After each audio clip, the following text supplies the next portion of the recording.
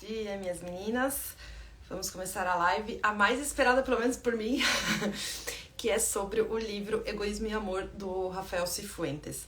Eu sou apaixonada por esse autor, eu acho que ele é muito didático e muito certeiro. Eu não sei se vocês sabem, mas ele era um padre da Opus Dei, e ele foi chamado, inclusive, acho que pelos bispos lá do Vaticano para prestar serviço para eles. Então é muito legal, tá? Esse autor, a vida desse padre. Tem muito a agregar pra gente. Não é o primeiro livro que eu li, tem vários, na verdade eles são bem pequenininhos, igual a esse que a gente leu, tá? A maioria. Então tem a Constância, eu peguei um agora que é o da Ordem. Nossa, é bem legal, tá? Normalmente, eu não sei se tem mais, mas os livros que eu conheço dele são sempre livros sobre virtudes, e isso é muito legal pra gente desenvolver. Vamos ao livro. Vou estar olhando pra baixo porque eu fiz assim um resumão muito legal do livro, mas assim, aqui tá o resumo, mas de uma forma que a gente coloque na nossa vida, sabe? Então assim, eu vou falar do livro, mas eu não vou colocar ele aqui, sabe? O livro, assim, o resumo do livro. E é isso. Então, vou estar olhando pra baixo. Quero muito que vocês assistam essa live. Depois eu quero que vocês comentem o que vocês acharam do livro, tá? O que agregou pra vocês esse livro? O que vai transformar vocês? O que transformou e o que vocês anotaram para que vocês, daqui pra frente, vocês mudem o olhar e a vida de vocês com esse livro, tá? Um adendo. Esse livro precisava ser lido pela gente quando a gente fala sobre a nossa alma feminina. É esse o livro, porque a mulher, ela é convocada a amar, a deixar o egoísmo de lado. Então, a gente tinha que começar por esse livro, tá? Inclusive, esse livro, acho que ele vai ser a nossa cola pro resto da vida. Toda vez que eu fizer uma semana na alma feminina, ele vai estar lá. Então, ele tem muito a ensinar pra gente, tá? O livro, ele já começa com um convite, né? Que a gente mude a nossa conduta diante a tudo da nossa vida, né? E aí ele fala, esse convite vem quando ele fala sobre existir apenas dois amores. O primeiro amor, que é o amor próprio, e o segundo amor, que é quando a gente ama o próximo, né? Então, o primeiro, né, que é aquele que existe um egoísmo, que existe uma farsa, né, de amor. E o segundo, que é o amor ao próximo, que visa muito o bem. Ele tá sempre visando o bem. Você pode ter certeza que a pessoa que ama de fato o próximo, ela está visando o bem. Ela não tem outro interesse, sabe? Licença.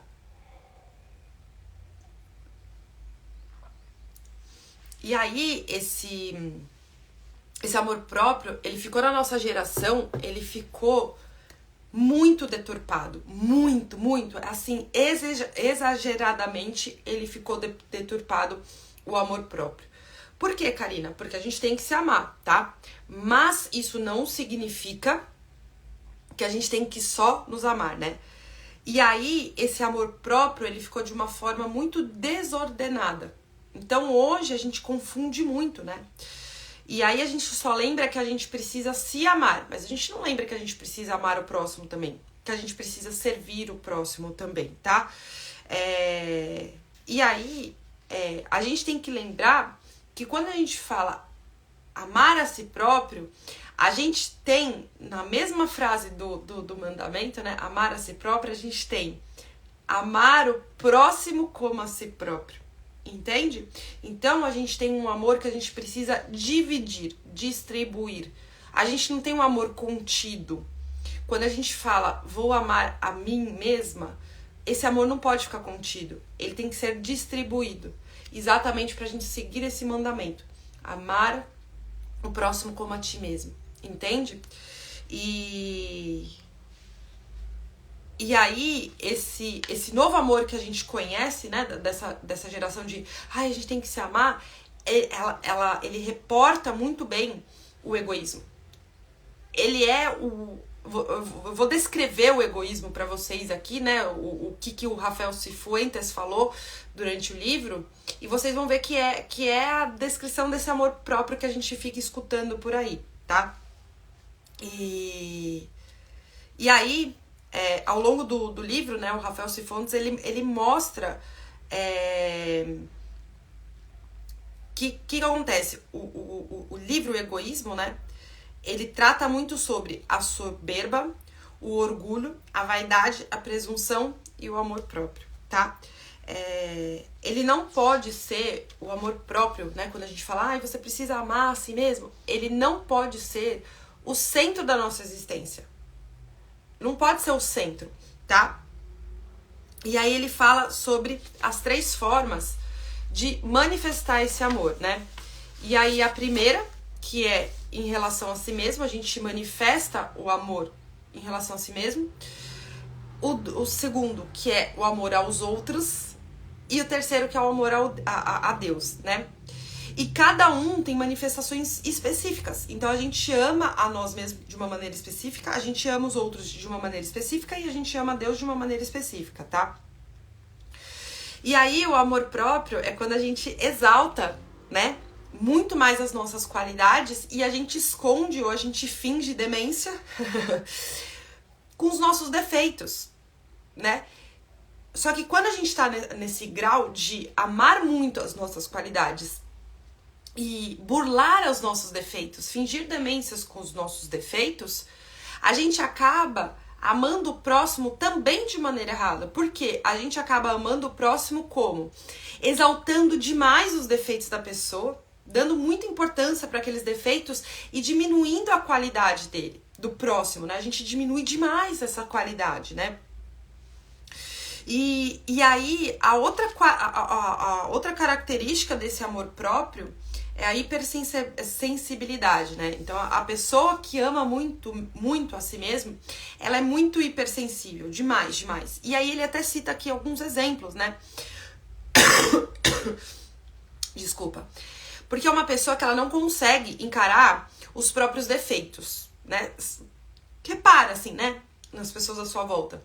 É uma pessoa que ela tem medo de encarar os próprios defeitos, ela tem receio, ela fica agressiva, ela fica chorona, ela defende muito os próprios defeitos. Então é uma pessoa hipersensível, né? Quando ela tem muito mais amor por ela do que distribuir, né? Na mesma quantidade.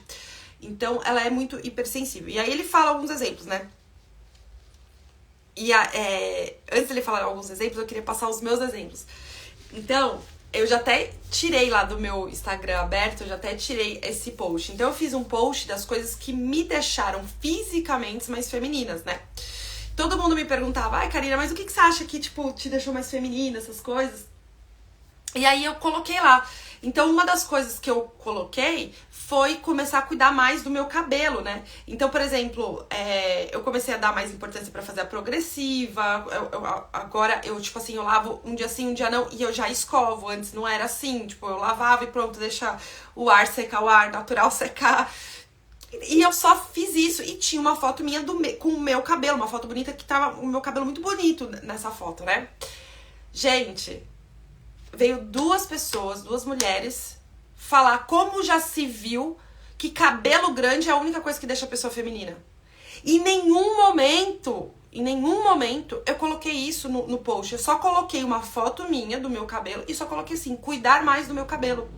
Foi a única coisa. E duas pessoas falaram, nossa, mas cabelo curto agora é feio? Aí eu entrei no perfil das pessoas. As duas pessoas estavam com cabelo curto.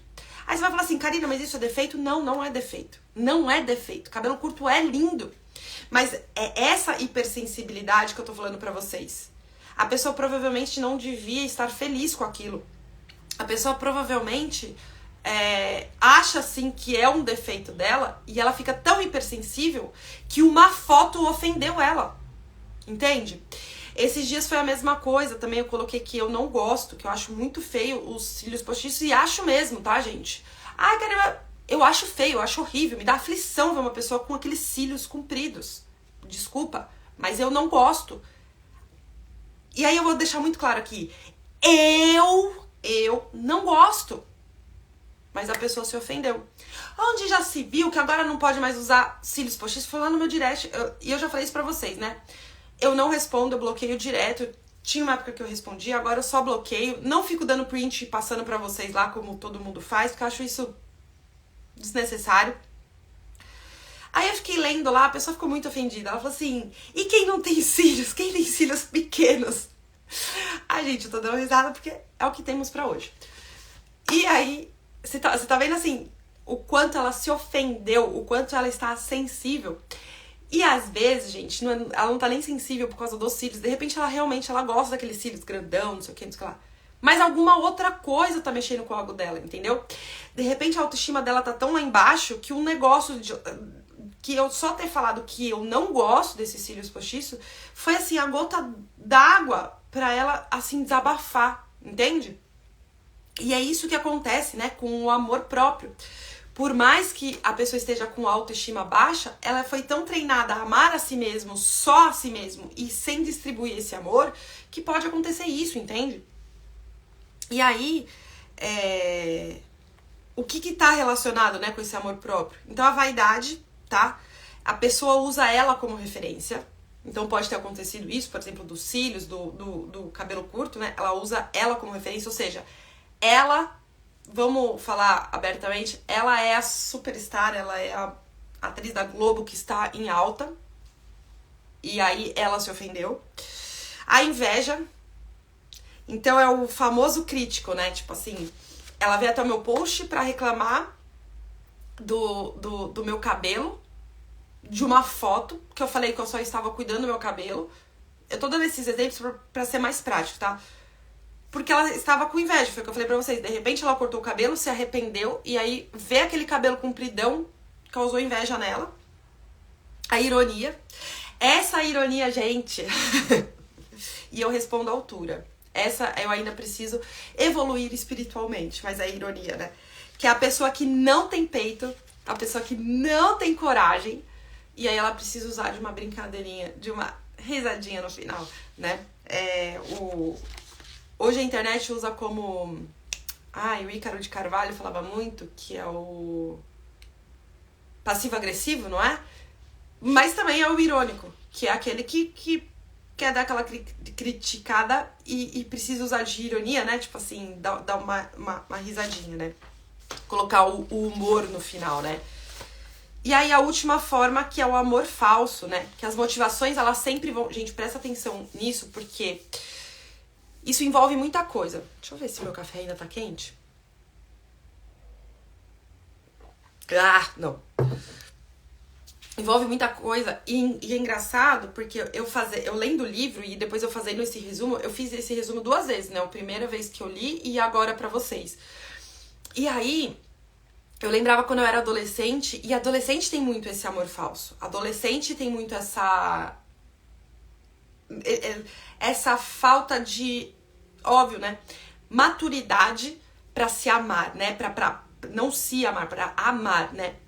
Que são as motivações erradas. Então, é a carência. Então, você tá com aquela pessoa porque você tá carente, ou seja, você acha que você não vai conseguir uma pessoa melhor, você acha que seu tempo esgotou, sei lá. E aí, ela tá lá na sua vida por carência e não, de fato, por amor, né? Por uma afetividade sexual. E aí, entra o prazer, ou seja, eu tô com essa pessoa pra matar o meu prazer, todo o restante não me serve, né? Uma boa vida. Ou seja, eu tô com essa pessoa porque ela me traz uma boa vida. E aqui, gente, eu não tô nem falando assim, só de uma pessoa muito rica, nem nada. Mas, tipo assim, traz uma boa vida, traz uma qualidade de vida superior do que eu poderia ter sozinha, ou superior do meu trabalho. Mas tem lá o interesse. Ou seja, não é um amor de verdade, é um amor falso de fato, né? E aí, o amor próprio em relação a Deus, né? Só o problema, são os problemas de fé, né? Ele fala. E aí, aqui a gente tem que tomar muito cuidado também, que é um problema da nossa geração, igual o amor próprio, né?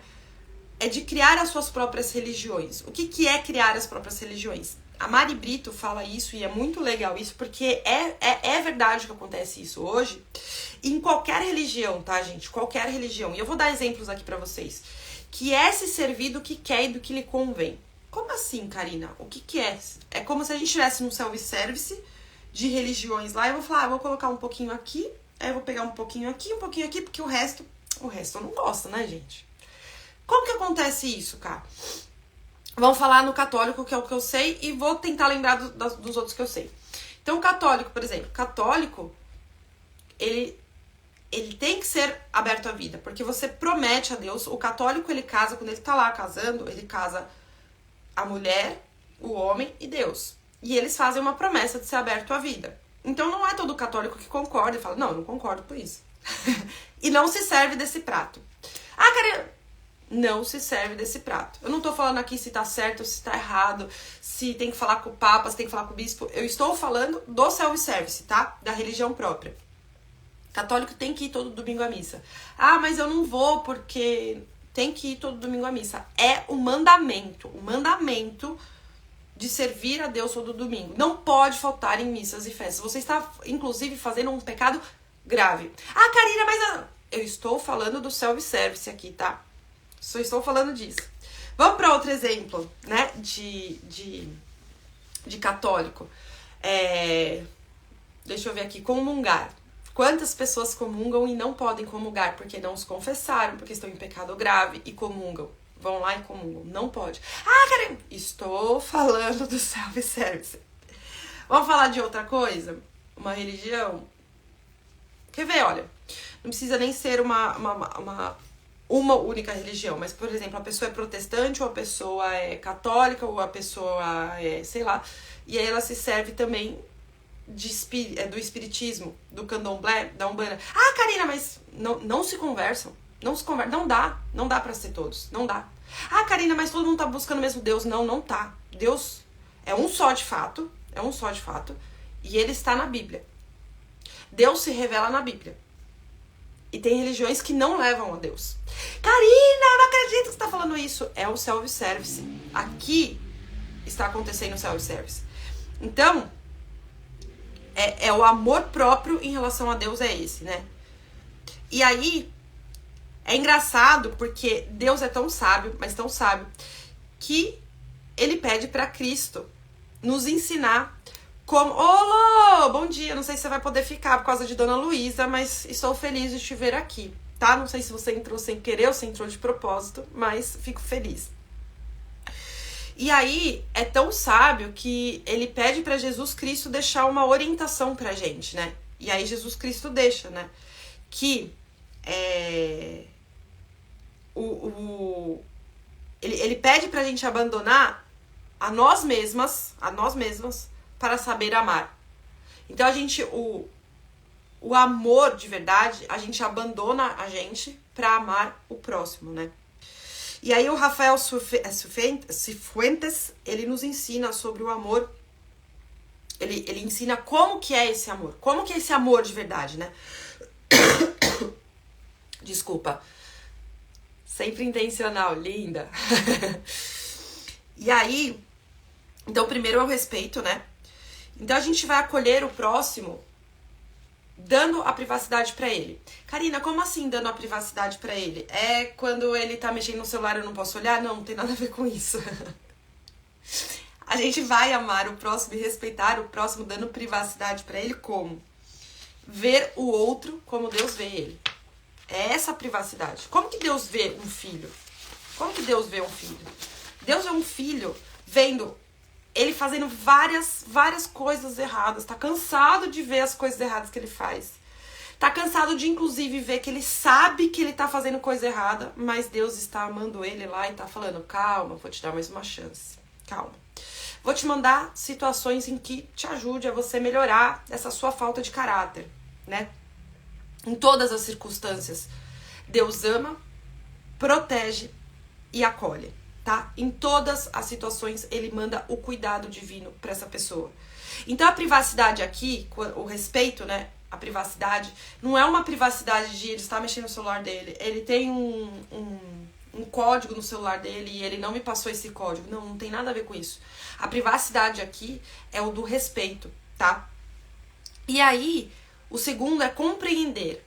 E o que é o compreender, né? É além do conhecimento, né? Ele é um exemplo ótimo, eu vou dar um exemplo ótimo que o Rafael Cifuentes, e aí eu falo com propriedade aqui, ele deu no livro, que é o exemplo do amor da mãe pelo filho. O que acontece? Tem um filho lá que tá uma semana, tá doente, já foi 3 vezes no médico e nenhum remédio melhora, e a mãe continua insistindo de ir no médico e fala assim, doutor, esse remédio aqui não tá funcionando. Por quê?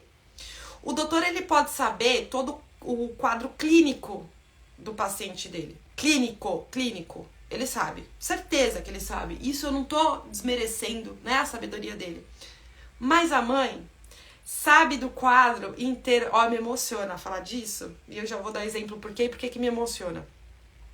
Mas a mãe sabe o quadro inteiro do filho, da vida do filho, como que o filho é, por que o filho tá chorando a mais, por que ele tá mais dengoso, o que tá acontecendo com o filho. E se ela não sabe o que tá acontecendo de doença com o filho, ela sabe que tem alguma coisa de errado, né? E aí teve, primeiro a otite da Ju, que ela tava tendo muita febre. A primeira vez que ela teve otite, ela devia ter uns 2 meses. E ela tava tendo muita febre. E a gente indo no médico e o médico falando, não, deve ser garganta, não, deve ser não sei o que. Lá, e teve um dia que eu me irritei e falei, não, Guilherme, eu vou levar ela num hospital, que ela não foi ainda. Foi quando a gente correu numa clínica lá no Itaim Bibi. Cheguei no médico e falei assim, eu já passei em vários médicos, ou você avalia essa menina direito, ou eu vou começar a fazer escândalo, eu chamo a polícia, eu chamo a ambulância, mas assim... Não dá pra ficar testando vários antibióticos nessa menina. E ela com febre, cara. Com febre de 39 graus. Desculpa. Aí o médico avaliou. Olhou o ouvido dela e falou assim, o ouvido dela tá quase arrebentando de tanta otite. Você vai dar esse antibiótico. Em 2 dias, se ela não melhorar, você volta aqui. No começo do dia, do segundo dia, ela já não tava mais com nada. Karina, você sabia que ela tava com otite? Não tinha noção. Bom dia! Mas, eu tinha certeza que ela tinha alguma coisa diferente. A mesma coisa o Leonardo. O Leonardo, ele nasceu chorando, cara. O Leonardo nasceu chorando e segue a vida chorando. A enfermeira e a médica da maternidade se assustaram com ele do tanto que ele chorava. E aí lá pros 6 meses foi a mesma coisa. Ele pegou uma gripe e ele chorava, mas ele chorava de um jeito, gente, assim... E aí todo mundo falava, ele só tá doente. Meu marido, minha mãe, todo mundo. Ele só tá doente. Eu falei assim, ele não tá só com gripe. Eu vou levar ele no hospital. E meu marido, você vai levar no hospital, você vai ficar lá 3 horas. E ele só tá com gripe, ele é manhoso. Eu falei, não é. Eu sei que não é, tá acontecendo alguma coisa com esse moleque. O choro dele tá diferente. Aí todo mundo... E eu sempre mimei, e aí tá um erro meu, eu sempre mimei mais o Leonardo, né? Por várias situações, errada ou certa, eu sei que eu estou errada, mas eu sempre mimei mais o Leonardo. E nessa época, né, hoje as coisas não funcionam desse jeito, eu tomei meu rumo. E aí todo mundo falando, não, eu falei, não, eu vou levar. E eu levei. Chegou lá, quando foram tirar a saturação dele, tava muito baixa a saturação dele, mas muito baixa. E aí a médica, mãezinha, e, tava no meio de uma temporada de fecha tudo, pela 10ª vez, por causa do Covid. E aí ela na hora, mãezinha, vamos ter que internar ele. Aí eu falei, como assim internar ele? Aí ela, vai ter que internar, mãezinha. Você esperava o quê? Que você fosse embora hoje? Desculpa, mas você não vai. Ele tá com bronquiolite e tá bem forte. A saturação dele tá muito baixa mesmo. E aí ficou 10 dias internado, e aí... Graças a Deus, pedi oração pra todo mundo orou e foi isso. Mas o que eu tô querendo dizer? Esse compreender é além do conhecimento, né? O compreender é saber como que a pessoa é, você entende? Então o médico lá sabe o quadro clínico, você sabe muito mais. Isso acontece com o nosso marido, né? A gente olha pro nosso marido, a gente sabe se ele tá mais preocupado do que deveria estar. A gente sabe que alguma coisa lá tá acontecendo. Aí a gente fica assim, é intuição. Não é intuição, cara. Você conhece a pessoa. Alguma coisa tá de errado. Que não seja, talvez, o que você esteja pensando, né? Que nem eu falei pra vocês. Eu não sabia que era otite. Eu não sabia que era bronquiolite do Leonardo ou da Júlia. Mas eu sei que tá acontecendo alguma coisa, né? Eu sei que tá acontecendo alguma coisa. Então não é intuição, aqui é a compreensão, né? E aí, olha que legal, né? O compreender, o autor descreve, né? O Rafael Cifuentes, ele descreve de uma maneira muito bonita, que é querer o bem como ele é. É querer o bem com os seus defeitos. Você quer o bem. Meu, vou usar novamente o exemplo da mãe com o filho, né? O filho, você olha lá, você sabe que tem defeito, mas você quer o bem de qualquer jeito. Você sabe que ele tem uma tendência a um negócio ruim, mas você quer o bem de qualquer jeito. Você quer o bem, tá? Você quer o seu filho do jeito que ele é. Bem ou mal, você quer o seu filho do jeito que ele é. E aí, querer o bem precisamente porque tem defeitos. Por quê? Porque precisamente porque tem defeitos. Olha que legal. Eu tava falando disso pro meu marido, né? O quanto a função do pai e mãe é importante na vida do filho pra gente conduzir os defeitos dos nossos filhos, conduzir para que virem qualidades. E é muito difícil isso, tá? Não é fácil aqui. Mas é exatamente por isso que a gente quer ser pai e mãe, né? É isso que encanta, inclusive, de você transformar isso em algo bom e você ver que seu filho tá aprendendo, né? Então é exatamente isso, né? E aí a gente não ama nossos filhos assim. E aí a gente não ama nosso marido até com os defeitos, quando a gente olha aquele defeito que, nossa, que tira a gente do sério, cara. Tira aquilo do sério. Mas a gente não ama ele desse jeito. Não tem algum defeito que a gente fala, meu, eu preciso mostrar pra ele que ele precisa melhorar isso. Eu preciso mostrar, né? Eu preciso fazer com que ele veja que ele precisa melhorar desse jeito, sabe? E aí, amar as pessoas como elas são, né? Consiste em amar elas, não apenas no que une, né? Mas no que diferencia também. Então a gente não tá lá só porque a gente gosta dos mesmos filmes, das mesmas músicas. A gente tá lá por todo o resto, o que é diferente também. Eu sou muito diferente do Guilherme pra muita coisa. Muita coisa. Ontem a gente tava dando risada, até falei assim, eu sou uma velha senhora. Eu sou uma... eu sou uma velha senhora, né? E é isso. E ele não, né? Ele é a pessoa do samba, ele é a pessoa que, né, é viva. E eu sou uma velha senhora que gosta de um chazinho e fica lendo meus livros. E aí, de tudo que eu falei pra vocês, né, sobre a compreensão, sobre como a gente amar, né, como que é o amor ao próximo, né, não faz você em nenhum momento lembrar de Deus, porque Deus te ama dessa maneira. Não faz você lembrar de Deus, né? E aí, lembrando de Deus, a gente vai ter aquele outro olhar sobrenatural que eu falei pra vocês, que é o diferente, né? O diferente pra gente, o diferente, ele tá no mundo, ele não tá à toa, ele tá no mundo porque ele tem função. O diferente tem função. Pra gente, pros nossos familiares, esse diferente ele tem função, né? E essa compreensão é muito difícil a gente enxergar, né? A gente não enxerga. Ontem, de novo, eu tava falando pro Guilherme, a gente conversando, falando assim, nossa, que engraçado, Deus conduziu exatamente tudo na nossa vida, tudo. Os meus defeitos conduziu pro Guilherme, para que o Guilherme melhorasse em alguma coisa, os defeitos do Guilherme conduziu para que eu melhorasse em alguma coisa. As dificuldades da vida, que são as diferenças, Deus conduziu tudo de uma maneira muito bonita, né? E a gente olhar o outro desse jeito faz com que agregue muito a gente. Então, assim, o defeito do outro é ruim, dói, machuca mesmo, da gente às vezes se prender e falar, meu Deus, mas são os defeitos dos outros, são os defeitos dos outros que fazem a gente evoluir, que fazem a gente querer melhor ainda a pessoa. Então, assim, eu olho os defeitos que o Guilherme tem e falo assim, poxa, eu quero que ele melhore isso, porque é dessa maneira que ele vai pro céu, assim, sabe? Tipo, é isso que vai fazer com que ele vai pro céu, é melhorando isso que vai fazer com que ele vai pro céu. E eu espero que meu marido queira isso, e eu acho que ele quer isso de mim também, né? Mas é isso, é essa compreensão, né? Que é difícil, é dolorida, mas é necessária, entende? E aí, como que a gente vai abrir essa compreensão de forma honesta com o outro. E não só com o nosso marido, né? Eu tô dando aqui, mas com os nossos filhos.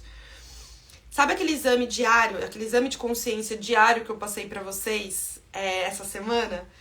Ele é muito necessário. Você sabe por que esse exame de consciência é necessário? Tanto de 3 minutos quanto pra confissão. Porque lá você vai se deparar com seus defeitos toda hora. Você vai lembrar que você tem esses defeitos. Você vai lembrar que você precisa evoluir muito. Então, quando você for reclamar alguma coisa com seu marido, você vai parar 2 vezes e vai falar assim, poxa, eu posso até reclamar pra ele disso, porque ele realmente precisa melhorar isso. Mas você vai dar 2 passos pra trás, você vai falar assim, peraí, eu preciso melhorar antes primeiro, pra de repente ele se inspirar a melhorar também. Entende? Então a gente vai ter sempre esse exame de consciência, ele é extremamente necessário pra gente. Porque a gente tem, talvez, nosso marido, os nossos filhos, nossos pais, os nossos primos, tem só 10 defeitos, enquanto a gente tem 15. E como que a gente vai descobrir que a gente tem 15? Fazendo esse exame de consciência, sabe? E aí, aquele exame de 3 minutos, eu faço todos os dias, né? Na minha rotina de oração de manhã. Normalmente eu fazia à noite, mas à noite eu tava deixando de fazer, porque eu não sou regrada à noite, né? Pra oração. E aí eu passei pra de manhã, então eu faço do dia anterior, né? E aí você vai se deparando com muitas coisas que você precisa melhorar. Então eu grito muito, eu perco muito minha paciência, eu tô toda hora falando mal dos outros, vendo só o defeito dos outros e não tô vendo meus defeitos, sabe?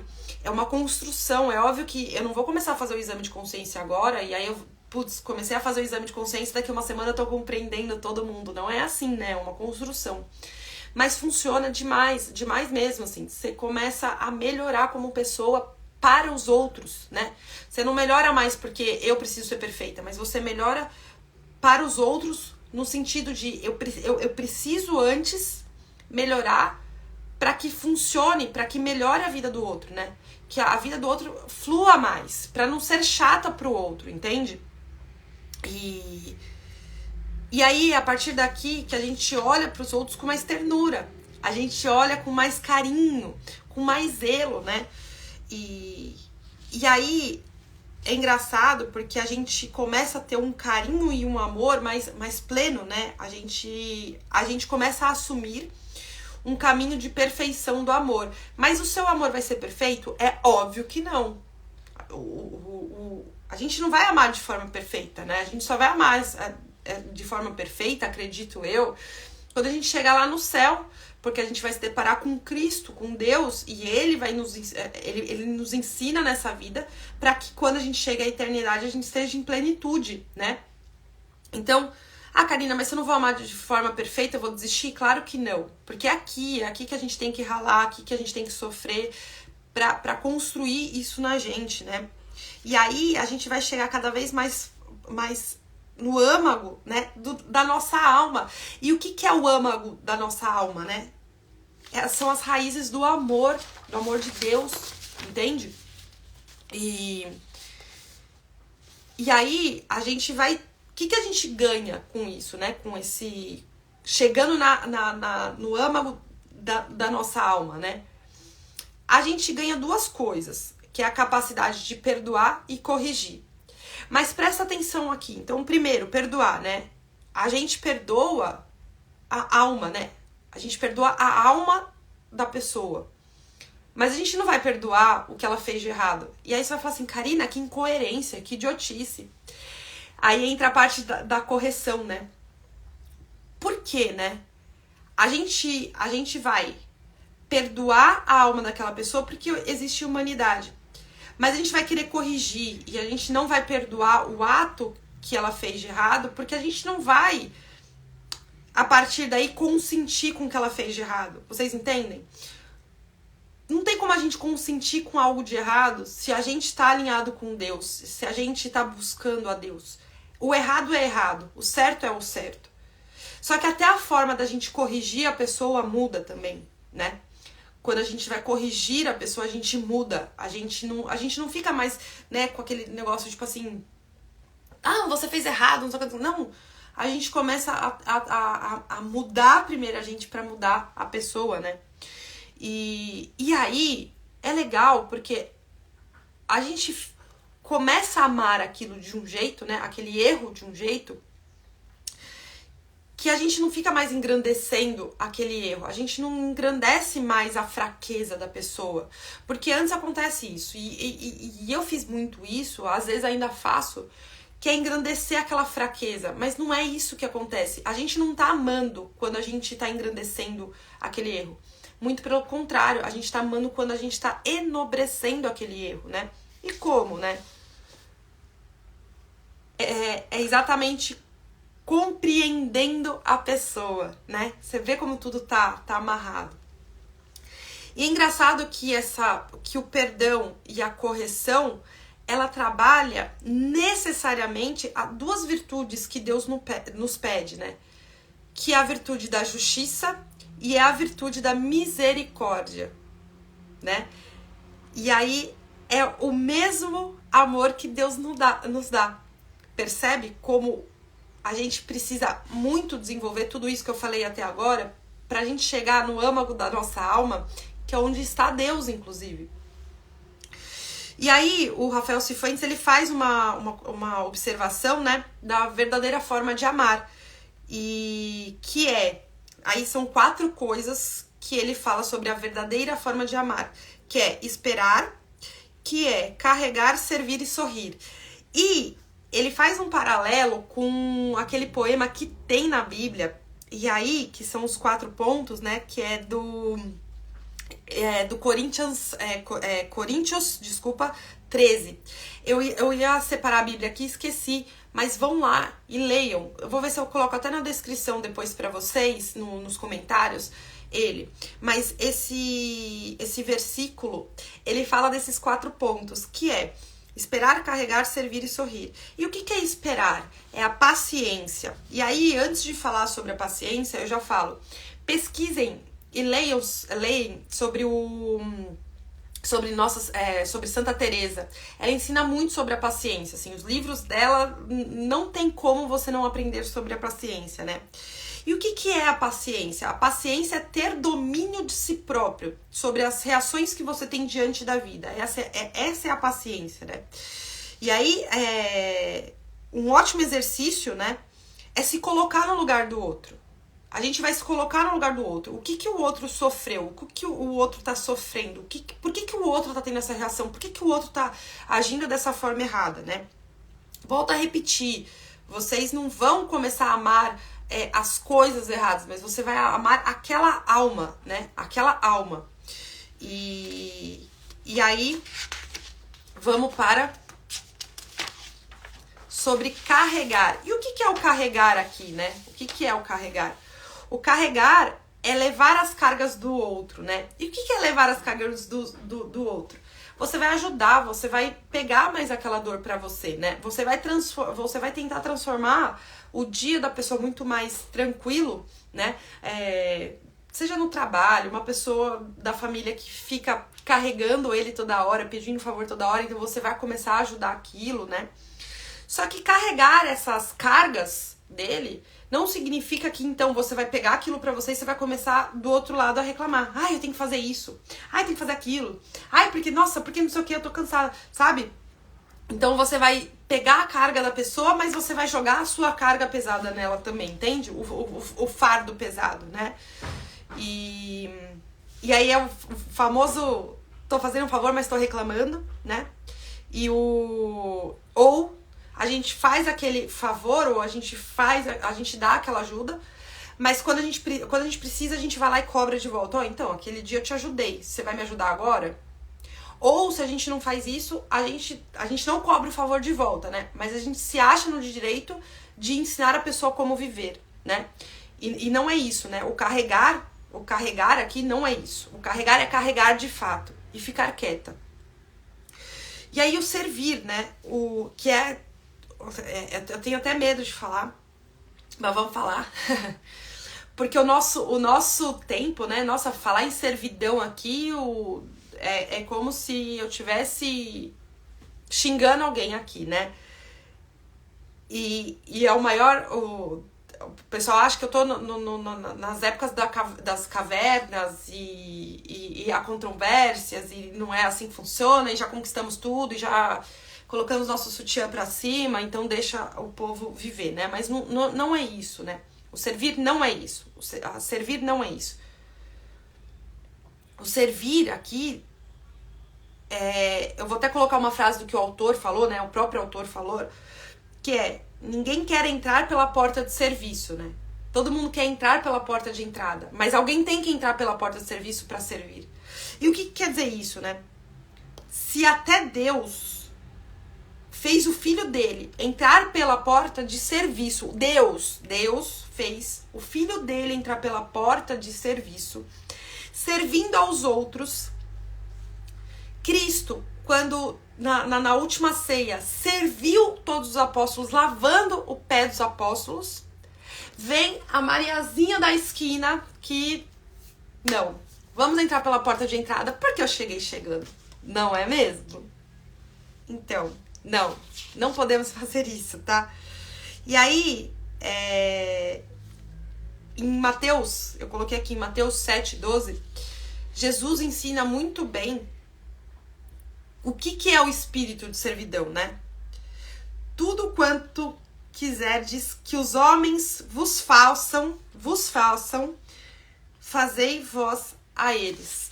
Esse é o espírito de servidão. E o que é? Tudo que eu quero que os homens façam pra mim, eu faço pros outros. É aquela famosa frase, né? Tipo assim, tudo que você não quer que façam pra você, não faça pros outros. Mas vamos colocar ao contrário. Tudo que você quer ser servido, tudo que eu quero que façam pra mim, eu preciso fazer pros outros. Então, vou dar uns exemplos idiotas aqui, né? Hoje não mais, porque meu marido tem feito muito home office, mas antes disso, toda vez que ele tava trabalhando fora, eu fazia questão de quando ele chegasse, eu queria que ele chegasse numa casa limpa e cheirosa. Por quê? Eu gosto disso. Ah, Karina, mas ele faz questão? Não sei. Mas eu sei que é agradável pra qualquer pessoa. Talvez ele não faça questão disso, talvez ele faça questão de uma outra coisa que eu não tava observando, né? Mas é gostoso chegar numa casa limpa e cheirosa. Então eu deixava realmente, assim, tipo, meia hora antes dele chegar, eu pegava, corria, varria tudo e passava pano. Pra ele chegar em casa e falar: nossa, cheguei em casa, que gostoso, tá limpo, tá cheiroso, olha que gostoso. E a comida é sempre prontinha, né?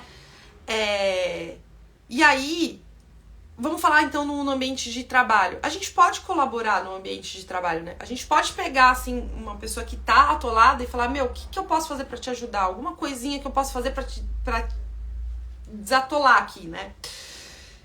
A disposição da gente assumir tarefas, né? A gente, muitas vezes, a gente tem medo de assumir essas tarefas mais pesadas, né? A gente tem esse medo, né? Porque, tipo, é óbvio, a responsabilidade vai ficar pra gente. Então a gente tem que começar a ter mais disposição pra isso. Esse é o espírito de servidão, né? Aí, por exemplo, a gente vai sentar numa mesa de restaurante. Assumir o pior lugar lá da mesa de restaurante. Porque vai ficar desconfortável. Mas é isso, vamos dar conforto pros outros, né? Prontidão nas tarefas diárias, né? A gente tem que ter aquela prontidão de fazer as coisas diárias, né? Isso é bom, isso tira o fardo dos outros, né? E aí, quando alguma coisa sai de fora da rotina, o que vai acontecer, né? Uma gripe, um filho que acordou gripado, todas as coisas. A gente colocar em prontidão e ao invés de ficar reclamando, não, assume aquilo, né? Eu tinha muito disso, eu tenho muito que melhorar ainda, mas eu tinha, né? Qualquer coisa que saía da minha rotina, eu já ligava pro Guilherme chorando e me ajuda, não sei o quê. Quando, na verdade, é só a vida acontecendo, né? E, tipo, vamos amenizar, vamos parar de fazer isso, né? Exatamente para ajudar a ter o espírito de servidão, porque vai acontecer, um filho vai ficar doente, uma luz vai acabar e vai acabar a internet, e aí eu não vou conseguir trabalhar, um computador vai pifar, isso vai acontecer, porque é a vida acontecendo. Só que se eu transformar isso num grande problema, toda vez que acontece, no mínimo 2 vezes na semana, eu vou dar dor de cabeça, né? Pro meu marido, pros meus pais, pros meus filhos, pra quem me ajuda em casa, entende? Então, ficar com esse olhar atento de servidão, né? E sorrir. Aí eu coloquei aqui, né, porque o autor fala disso, não é? O Rafael Cifuentes, ele fala disso, né? Que sorrir é a forma mais delicada e heróica de esconder as próprias dores. E é mesmo. E olha que engraçado. E aí, desculpa eu me emocionar, porque eu lembro muito de uma pessoa, né, que é a minha avó Maria, porque a gente só via que ela tava, tipo assim, doente quando tava praticamente vomitando sangue, assim, sabe? Ela acordava todos os dias às 5 horas da manhã, assim, e tava fazendo faxina, porque a casa precisava ficar arrumada pra todo mundo, né? Às vezes ela reclamava que meu avô só ficava sentado lá, tipo assim, no sofá, assim, sabe? Tinha até aquele buraco no sofá, assim. Mas eu nunca vi ela deixar de fazer alguma coisa pro meu avô que ele gostasse, sabe? Assim, tinha todo domingo precisava ter macarrão. Minha avó não deixava de fazer e ela fazia com amor mesmo, às vezes querendo fazer outro prato, assim, sabe? Pra família, assim. Desculpa a emoção, mas é porque ela é uma inspiração, assim. Eu quero chegar no nível da minha avó, assim, sabe? Pro meu marido, porque meu marido merece, meus filhos merecem isso, né? Inclusive foi isso que começou toda essa minha busca por ser mais feminina, pela minha vocação da mulher, né? Foi inspiração da minha avó. E aí, eu falei aqui, né? Rafael Cifuentes faz a gente chorar, né? Se emocionar e tudo mais. Ele chega ao princípio verdadeiro do amor, né? Que é dar-se. A gente dá. Foi o que Jesus Cristo fez por nós o tempo todo que ele teve aqui, né? E aí ele dá um exemplo de Cristo, né? Nessa hora que ele fala de dar. Por quê? Porque Cristo lá na cruz, ele deu o seu sangue e aí ele não tinha mais nada para dar de sangue. E ele começou a dar água. Entende? E foi uma forma generosa que ele doou-se até a última gota, literalmente. Literalmente, né? E a caridade é quando a gente sacrifica a gente para o bem dos outros. E não é só sacrificar, mas é se sacrificar para o bem dos outros, tá? Que foi o que Cristo fez lá na cruz. E é fácil fazer isso? Não, claro que não. Volto ao que eu falei lá no começo da live, é uma construção dolorida, diária, de grãozinho em grãozinho, assim, sabe? É óbvio, né, que a gente tem que construir e ainda tem que lidar com todos os nossos defeitos lá, né? Mas é essa construção que vai fazendo a gente cada vez mais conquistar essas virtudes e estar mais próximo disso tudo, né? E aí, ele conclui, então, Rafael Cifuentes conclui o livro dele, né? Que o amor realiza. E de fato realiza, gente. De fato realiza, assim, né? Porque o egoísta, ele acredita que ele tá realizando tudo quando ele tá se definhando lá na própria solidão e na própria frustração dele, né? O que tem amor próprio, né? É uma pessoa solitária e é uma pessoa frustrada. É uma pessoa que não sabe dar-se, né? E aí, em contrapartida, que quem ama, né? Ele vai com toda a percepção comum, né? Ele vai contra toda essa percepção comum que existe hoje em dia. Ele alcança a felicidade plena. Quem sabe amar a si como... amar o próximo como a si mesmo, né? E aí, esse amor, ele é fecundo. Ele traz frutos. Ele é muito fecundo. Ele traz frutos. E aí é normal de nós, né? Em qualquer estágio da vida a gente tem dificuldades, a gente tem anseio, a gente tem medo, a gente tem aquelas dificuldades, às vezes traz um desespero, traz desânimo, né? Isso pode acontecer em qualquer estágio da vida, a gente estando evoluindo espiritualmente ou não, a gente vai acontecer, né? Foi o que eu falei, pode ser uma morte, pode ser, de repente, uma empresa que faliu do nada porque um sócio roubou, pode ser qualquer coisa, né, gente? Pode ser uma morte, falta de previsão financeira e aí acontece alguma coisa. Isso pode acontecer coisa besta, de repente uma doencinha besta, sabe? Ou vai acontecer, às vezes não acontece nada disso, mas a pessoa não tá em ordem, né, com si mesma, então vai ter esses anseios, essas dificuldades. Então, acontece tudo isso porque a nossa natureza, né, a nossa natureza humana, ela tem essa tendência contrária ao amor. Ela é necessariamente, a nossa natureza, ela é egoísta, né? Exatamente por causa do pecado original lá atrás, já falei um pouco disso pra vocês, então eu não vou me alongar aqui.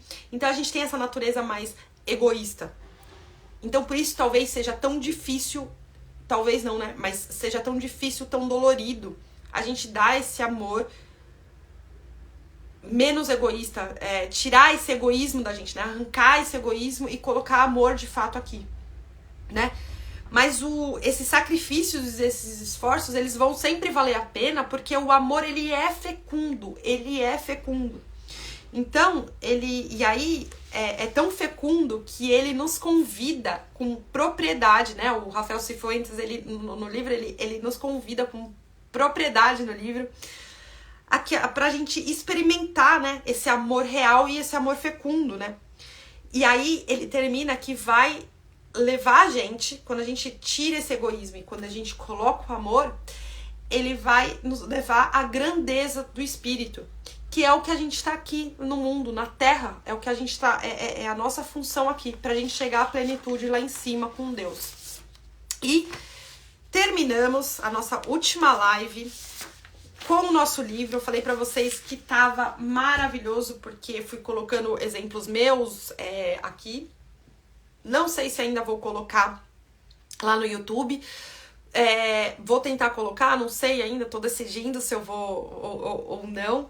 Mas assistam Lohane, Aparecida, pode, por favor, assiste desde o começo, porque vai ser muito importante. Se tiver dúvida, se tiver alguma queixa, alguma coisa, passa. E aí eu vou respondendo ao longo do dia hoje pra vocês aqui a dúvida de vocês. E é isso, acabamos nossa live, a nossa semana da alma feminina. Espero de verdade ter ajudado de alguma forma. Me fala o que vocês acharam. E é isso. E muito obrigada pela presença aqui, tá bom?